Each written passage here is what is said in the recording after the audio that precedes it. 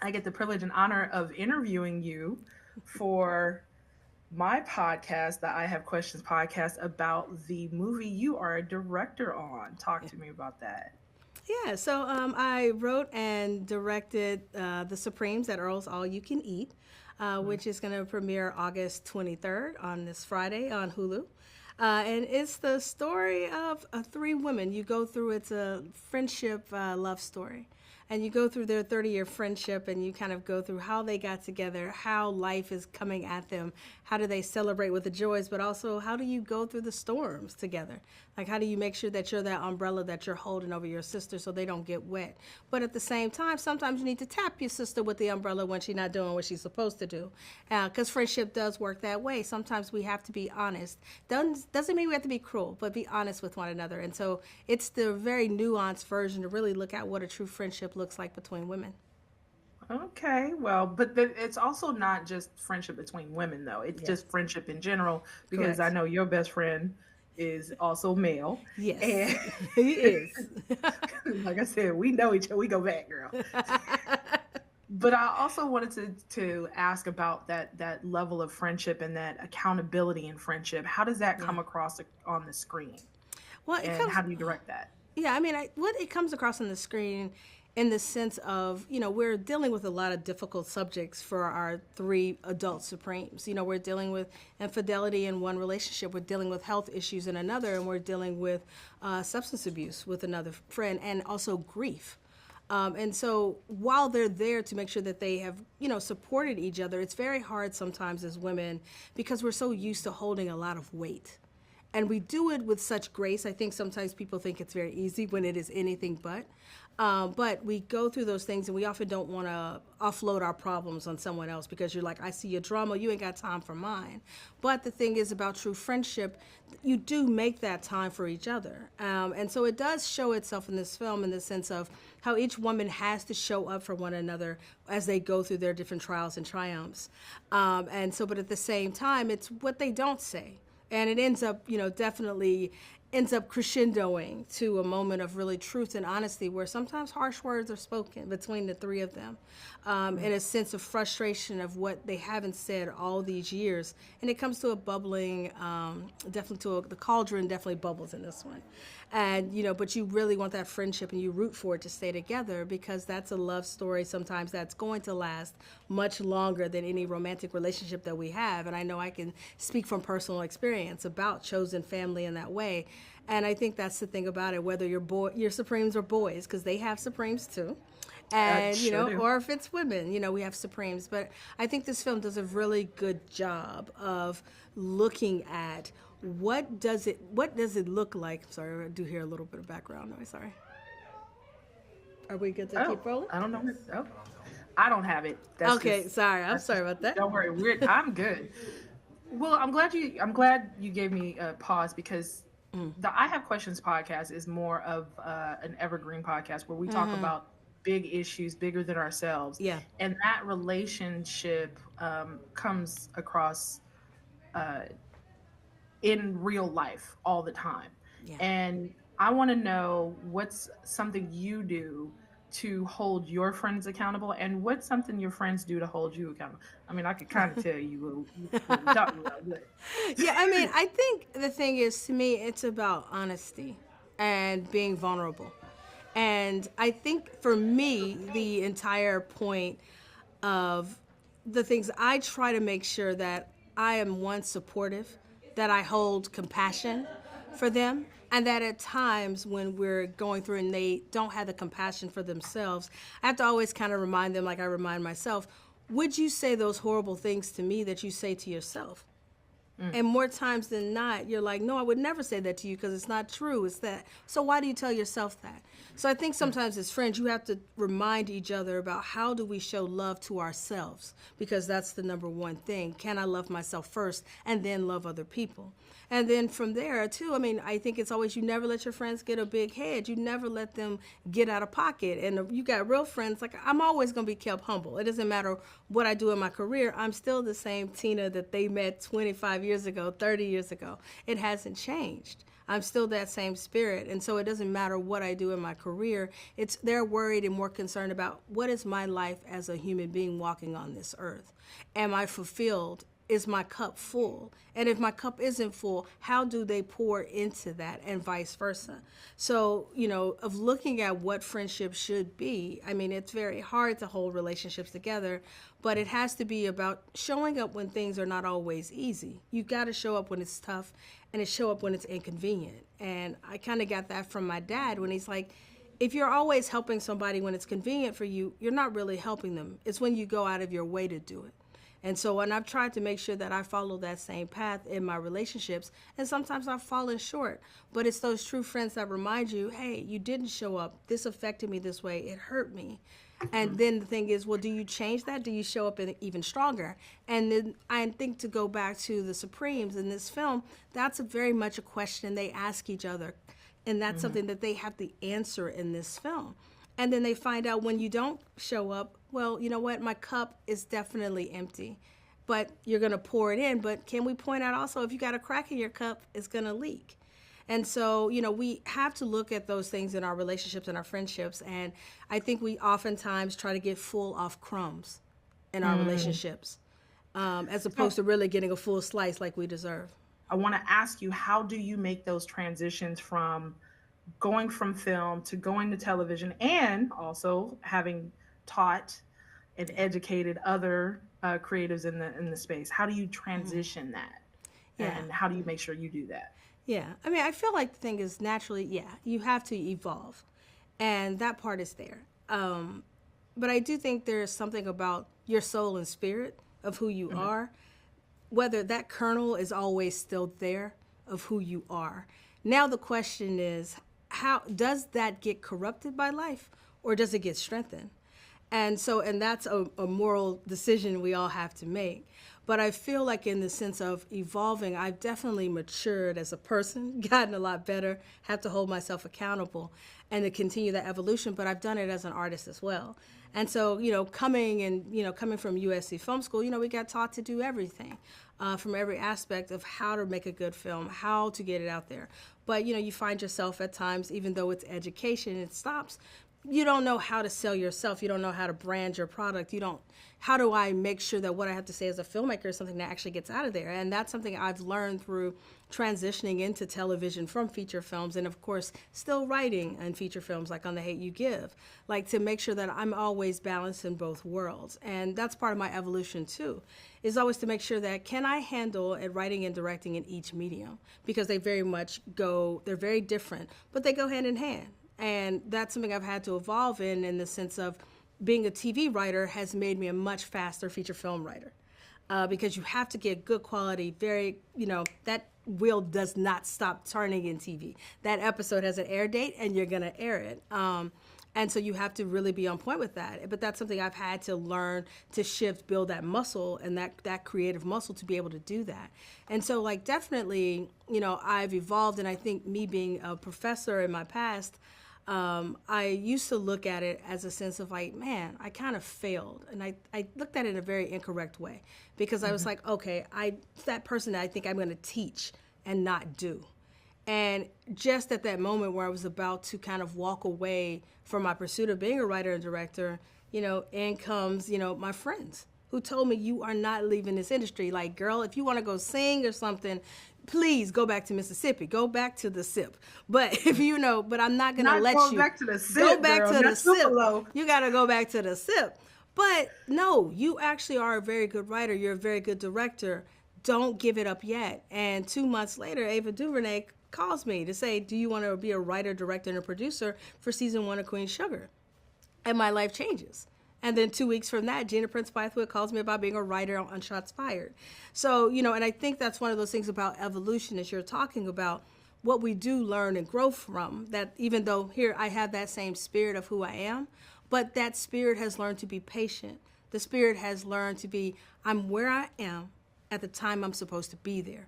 And we don't always get that. And that's part of that maturation that we go through, that you have to be ready for that moment. And at times where I think earlier in my career where I was like, did Mississippi Dam, very good movie. I don't think I was ready for what was going to come with it, like I am with this film. I'm in a very different place. It's 16 years has passed, and it's a long Has it been time. 16 years already, though? It has been 16 years. And Oh so my God. I know, and I'm aging myself tremendously. But, they're still trying to have melanin popping, though. You So, know. trying to keep it popping. But this is all part of it. And I think it's very hard to separate yourself sometimes from what you have to say as an artist, because I think that's what makes you a great artist. Because I'm constantly, even if I don't know it, I look back every project I've done, I'm talking to myself. And I don't even realize it until actually the film is shot, it's edited, and I'm sitting and posting going, damn, I'm really talking to myself and giving myself advice, and I'm working through my own stuff. And it's a very expensive form of therapy, but it is very cathartic of Well, working hopefully through it's it. somebody else's expensive therapy because at this point it's on somebody else's Well, dime, it's right? very good to have a studio help you with your therapeutic process, so it's always good with that. I would imagine. I back to Mississippi, the SIP, Tupelo, Yes. Mississippi, correct? Tupelo. And Yep. now we want to talk about that code switch because your code switch is clean. Nobody knows that you actually have that thick accent. I know it. But talk to me about that code switch. What is it?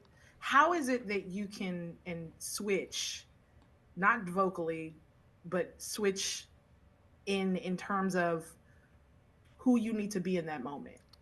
Well, I mean, to kind of go back to your evolution process. Yeah. I've been in LA for half my life, and Mm, even when I left Mississippi, I always kind of got my accent got made fun of there because they didn't think it was thick enough.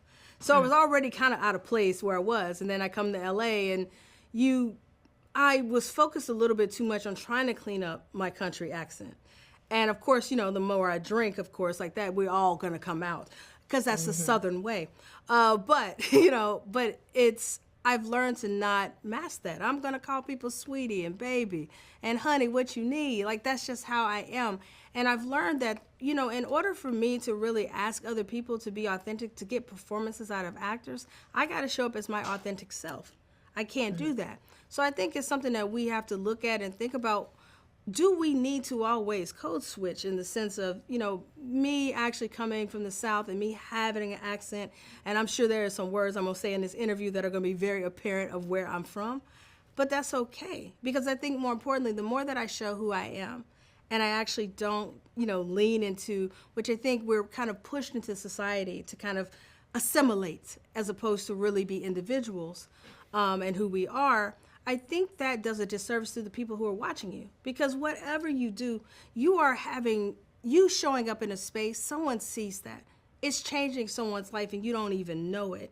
And I mean, like listening, on your podcast and what you do, people are watching that and they see a possibility that they may not have seen before.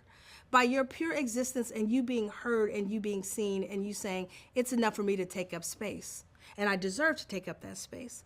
And so I think that's something that's very important. And I try to take that into how I walk because other filmmakers are looking at me. Very much of how I saw Love and Basketball and I saw Gina Prince Bythewood's name. And I said, wait a minute, black women, write and direct. I've always loved film, but didn't know it, didn't have history in cinema, didn't study it in that exact way to know the Julie Dashes of the world, and the Nima Barnett's of the world. I didn't know that. But the thing is, now that I do know that, but I understand what that power is, I want black women to show up and get behind that camera and be who they are, because it doesn't matter if you have an accent, you're still competent at what you do. You still know what you're talking about. And that's the thing about it. Stand on your own, be who you are. Don't be ashamed of that. And if it means that sometimes I'm going to get real country, I'm going to get real country. And that's what that is. But I try to make sure that in my evolution of who I am, I stay true to myself now. Yeah. And in staying true to yourself, I want to ask you about some challenges that got you here. That we know about some challenges, but there are challenges that you don't necessarily think you're going to encounter. What's something that you have learned along the way, a challenge, something that's pushed you that you now can look back at and go, "Oh, I see that." What is something you can pull back from for that? Well, I mean, I think The biggest challenge that I've gone through is losing both my parents by the age of 36. That was not, and before my career did anything. And I did not, one, know the depth of what grief really felt like. And I've heard sometimes that grief is love with no place to go, is what grief is. And it's something that you can go through the 5 steps, but you will continue to grieve for the rest of your life. But I've also learned to celebrate that. But what losing them has kind of taught me is, one, to go back to where do I come from? What does that mean? And how do I need, it propels me to succeed even more. Knowing that I got 2 parents, who grew up in Jim Crow. We didn't have any money, they didn't get a chance to go to college. They did all of these things to sacrifice to me. They made sure to tell me that we went ahead and we take jobs because we have to, so you and your sister can choose your career. And I think losing them, one, made me have to grow up a little bit faster, but it also let me know how precious time is. And I think that's also, like, I look at how when I choose my projects now, do I want to spend the time on this? Because life is very short, it's very precious. And so for me, like, that's why doing The Supremes was really important to me. This is a film that was worth my time. It was worth my energy. It was worth that sacrifice. And I think at the end of the day, too, it actually would have been a film my mom actually liked, which is good, which is a nice bonus on top of it. But that's been one of the biggest challenges that I've had to endure in my life. And I would say from a professional standpoint, the next challenge was surviving USC Film School. It's a hard school to go through, and not just on the technical sense of learning how to make a film, going through and doing it, but it's the politics of it as well, which very much USC acts as a microcosm for our industry. And I didn't really get it at the time, and I didn't appreciate the knowledge that I was getting. And you see all of the things happening to you, you feel so isolated and alone, which is so important of why 2 of my Supremes from film school, who've been ride or die with me since 2002, we helped get each other through that program. But what it did tell me was that, this was prepping me for what I was walking into. This is exactly what the industry feels like, the dynamics, the politics, at times not being really recognized and seen or heard. And how do you still make sure that you don't lose your voice even when that happens? So, I think the thing is in our life, nobody wants to feel a challenge, but you cannot grow, you can't evolve if you don't have a challenge, if you don't have conflict. That's the way that you change. You don't make diamonds without pressure. So, this is one of those things that I look back on and just say, life, they're full of ebbs and flows, but you're going to be okay. But take the challenges, learn from them, and move forward with it. And one of the challenges that we're still encountering is being women in the entertainment industry, podcasting, music, movies, whatever it is. And as we're starting to see this transition happen, what is one thing that you would want a younger you coming into this industry to, one, not give up for themselves, and 2, take away from your experiences? Well, for somebody coming into the industry, I would say that I feel like I didn't have enough confidence in myself, in the sense of I was seeking out validation from someone else to tell me, you made a good film, you wrote a good script, all of these things. You seek outside validation, and this industry is very much an industry that can cater to that. Because, you look at awards, you look at that, someone's always seems to be telling you that this means that this is success, when that is not always the case. And so I would say for people that are coming up, find that validation within yourself and trust your voice as a filmmaker, and trust that I don't know everything, but I'm going to learn more, because life is class. You're always in it. So keep learning. That's what you're supposed to do. But I think that we very much get caught up in what hardware do I have in my house? And I'm not saying it doesn't feel good to look at an accomplishment, but that does not mean that's your worth. It just doesn't. And I think we chase that when we're younger, and I was chasing things of those accolades as opposed to do good quality work and make sure, is it reaching an audience? Does it reach people? Do they remember the film that they saw? the next week if they saw your film, or did they forget and can't remember the name or whatever. And that's why people come. Mississippi Dam came out in 2009, and people still talk about it today because it had something to say. Did it win an Oscar? Was it nominated? No, but it didn't have to. And it was a truth that sat there for 2 hours in that movie, and that truth was told, whether it be a little bit hard to take or even celebrated. And so I would say for younger people, don't seek outside validation, find that within yourself. And, and I think it's a constant reminder that you have to tell yourself, and we all go through it. We all go through the imposter syndrome. That is something I think no matter what your field is, you feel like, like, do I know what I'm doing? Sometimes we will all go through it. And it took me to listen to Ridley Scott accept a Lifetime Achievement Award from the DGA. And I watched him sit there and go, I'm waiting on y'all to figure out I don't know what the hell I'm doing. Like, I couldn't believe he said that. This is someone who did Alien. This is Ridley Scott. And for him to feel like he's an imposter is something that let me know, wait a minute. When those thoughts creep in for all of us, that's something, it's just natural. But you can't let that shut you down. You can't let that negativity feed into you because you aren't an imposter. You've worked your butt off to get to where you are, and you deserve to be in that space. And I don't care how much space you really organically need to take up.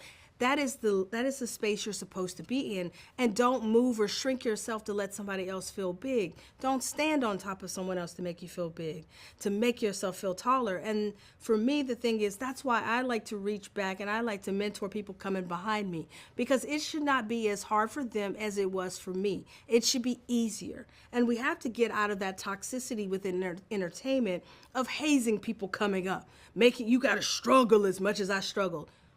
Why? You're going to struggle either way. But my thing is, doesn't mean you don't appreciate it. But that's like someone telling me, oh, okay, well, we need to struggle and go through what Jim Crow was because you don't appreciate it. Like, there's not struggle today. I don't need to not be able to sit at the front of the bus to understand what struggle is. But we can still evolve. We still can grow. And so I think it's a mission and it's a responsibility, I think, to filmmakers as we grow in our career, reach back, open the door. Somebody opened the door for me. And I wouldn't have a career if someone would say, I trust in your ability and I see you, and I'm going to give you that chance. Now, when you walk through that door, make sure you could definitely run through and keep standing.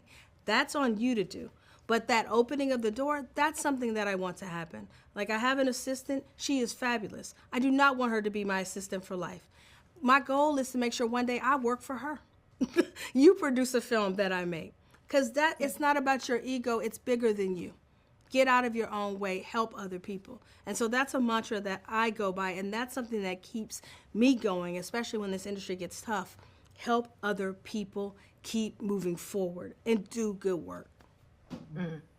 That's a word. And we're out of time.